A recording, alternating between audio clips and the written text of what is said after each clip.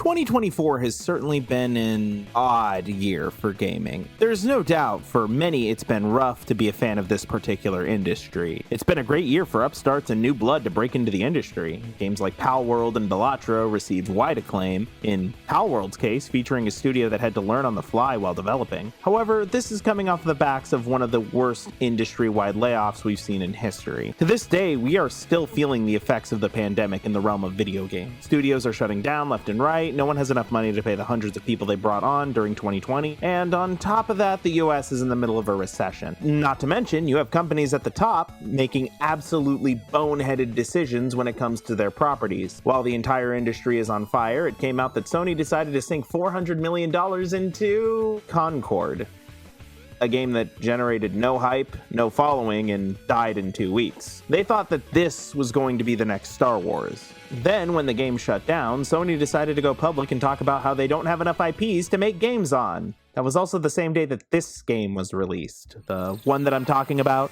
a celebration of Sony's entire history, including a bunch of franchises that haven't seen a release in decades. It's not better on Microsoft's end either. They shut down Tango Gameworks, the studio that made Hi-Fi Rush, which I remind you was my game of the year for 2023, right before saying they need to make more titles like it, so yeah. Oh, don't worry about Tango, they're fine now.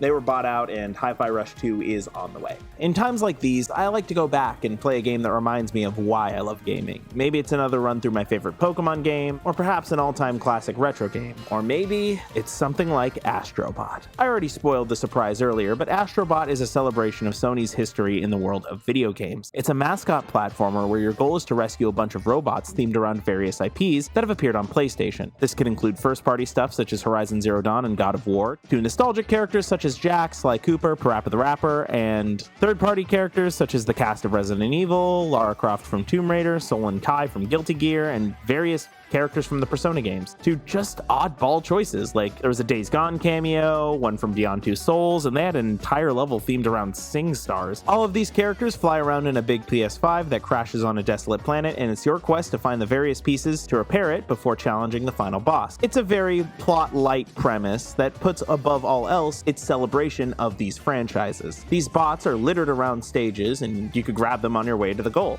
The game is often compared to Mario Galaxy or 3D World, as like that game, it has level-based progression, but each level has things to collect on your way to the goal. Each stage has 8 robots to rescue, as well as 3 puzzle pieces that, when collected, fill out the game's facilities, and some levels contain a secret second endpoint that takes you to a secret world, where more bots can be rescued. Very simple game to understand, but where it thrives is definitely on the visual end, which is where the game places most of its focus. These levels fully utilize the PS5's higher processing power. The sprinkles in the candy level can be kicked around, almost everything in a level can be interacted with. Little robots or creatures that move around the level. All of this is front and center, and this game is beautiful. A lot of care has been placed into making this shine through. This is honestly where a lot of the game's magic comes in hardest. Levels come alive with detail, and half the fun of this game is just seeing the little ways you can interact with it. This game never wants you to be bored or in one place for too long. It even has the option to streamline collection for those not wishing to waste time in a level. This little bird companion, which you attain in levels once you've completed them, will help you search for any lost collectibles you've missed. I said that in my Jak and Daxter review in my 2021 Games of the Year video. What I liked about that game is the fact that those levels are meant to encourage exploration, and the best part of that game is the fact that you can re-explore a level and find new things that you didn't see on your first go. Astro Bot does sacrifice this to keep a consistent pace, but I don't see that as a major flaw, because this is a game that feels excited to show you everything that it has to offer. It doesn't want you missing anything. Finding a new bot or a collectible is something to look forward to because they're hidden in very clever places, or fit in well with the level, like it's telling a little story. Completing this game and 100%ing it are often not far apart from each other, considering how much this game wants to put a spotlight on all of its collectibles. It's honestly a trade-off. What you lose in exploration, you gain more in consistent pacing, which definitely shows. Each level feels like it's bringing its A game in terms of presentation and set pieces. There isn't those slow moments from most collectathon games where you're trying to find the next thing. This does come with its downsides though. For one, while the visuals and flair are drummed up to a stellar degree, the same cannot be said about the combat. Astro's kit is very wide, and unfortunately it's going to be the same one you're using for the entire game, with minimal exception. You have a punch, you can charge up a spin attack, and you can also hover over your enemies with your jet boots to knock them out. The punch is very awkward, as most of the time when you use it, Astro will get hit as well. And outside of bosses, Astro can't take a single hit. That leaves the spin attack and the jump, which is your only real reliable way of dealing with enemies. I found myself comparing this game to Kirby in the Forgotten Land during combat sessions, as that game had a lot more things that Kirby can do, even without a power-up.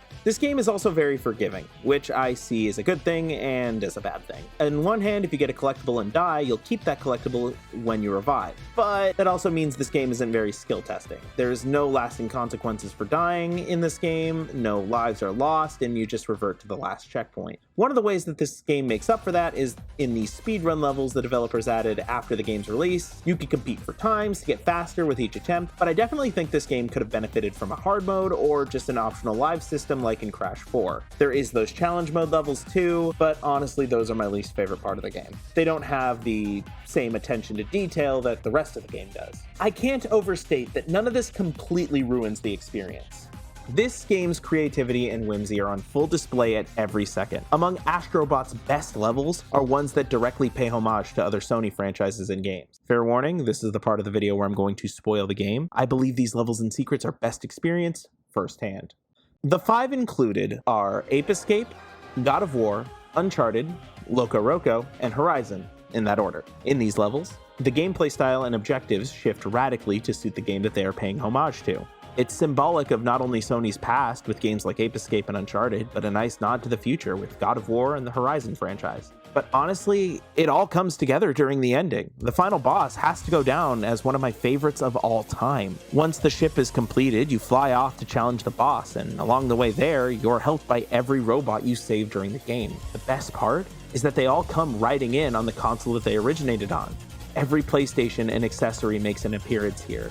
Of course, you have the PlayStations 1 through 5, but you also have the PSP, the PSVR, the multi-tap, and the PlayStation Move Gun, the iToy. As a fan of all of these forgotten franchises, it's very rare to have a moment where they get a nod nowadays. The game rewards all of the hours spent in those old classics, whatever that may be.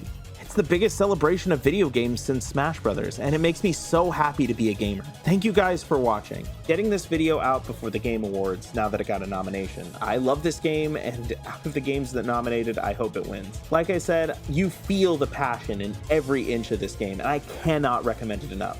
See you on the next one, whatever that may be.